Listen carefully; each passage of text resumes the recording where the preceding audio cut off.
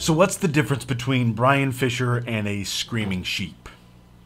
One is screaming hysterically and the other is a screaming sheep.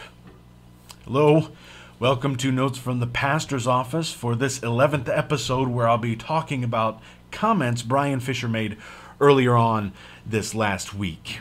Now, why am I wasting time on this? Or not wasting time, why am I taking time on this? Because Christians say these silly and destructive things all the time.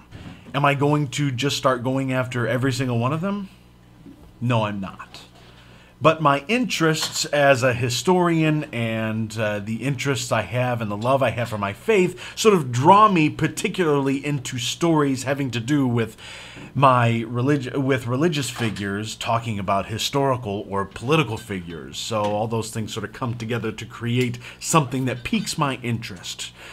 And this week we're talking about comments that Bryan Fischer made on the American Family Association radio network. Here they are. One of the reasons I pray for President Obama, and virtually every day pray for him by name, is that Jesus taught us to pray for our enemies and for those that persecute us. Now, President Obama, ladies and gentlemen, we should be under no illusions here. President Obama is not our friend. President Obama is our enemy. He is seeking to restrict religious liberty. He wants to confine the First Amendment free exercise of religion clause to 1 hour a week. That's what he wants to do. So he is not our friend. So why do we pray for him? And it's genuine. When I pray for him, it's genuine. It's not a pro forma prayer. I'm praying for him as genuinely as I pray for anyone else, because Jesus taught us to pray for our enemies. And you may have seen it, but these are the things that I think are wrong with this particular excerpt from Bryan Fischer's radio show. Certainly we should pray, right? I mean, indeed, there is no nobler goal than to pray for those in need, the poor, the imprisoned, the infirmed, and certainly our enemies fit in there as well.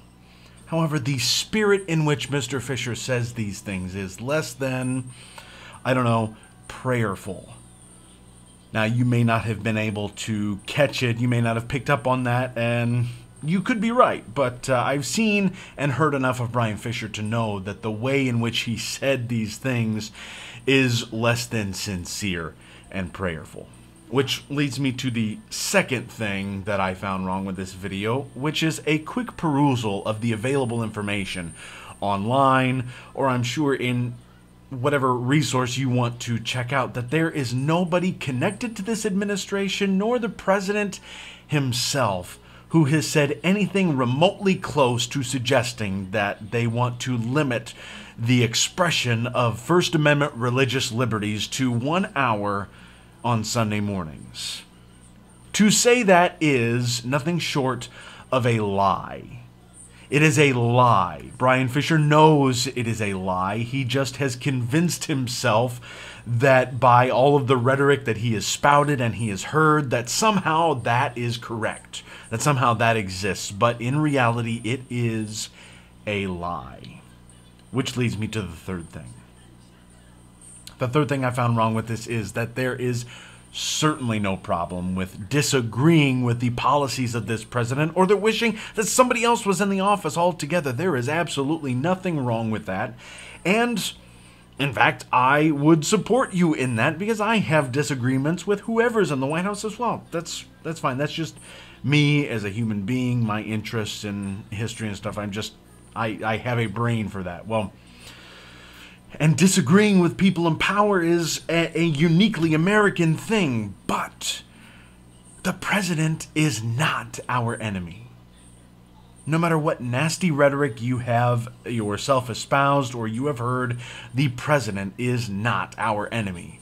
You may vehemently disagree with him, but understand this: he is not, nor will he be, our enemy. He is the president, and someone you may not agree with, but he is not your enemy. Hopefully that's cleared it up for you. If you already agreed with that in the first place, I don't think that I've changed your mind. And that's sort of the thing with Mr. Fischer. I can point this out to you, and I've heard you say things like this a lot in your past.